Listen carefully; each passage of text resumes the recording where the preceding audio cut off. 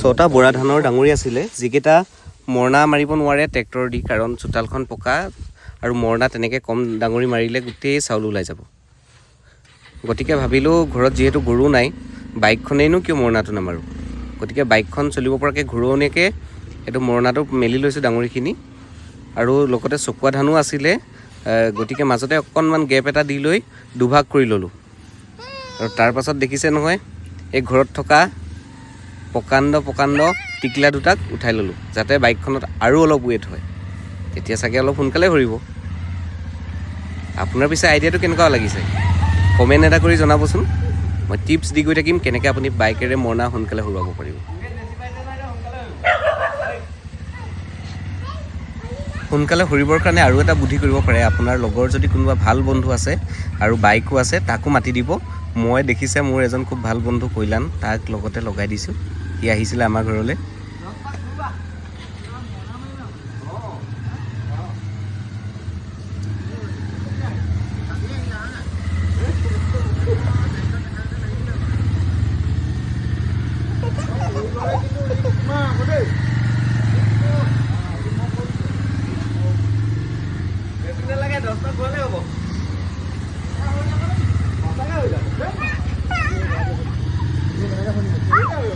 Dia.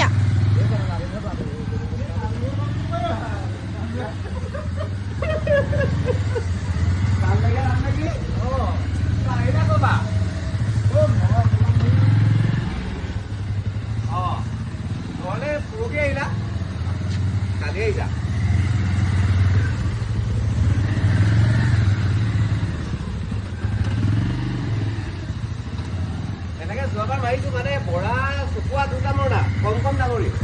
Tractor মৰণা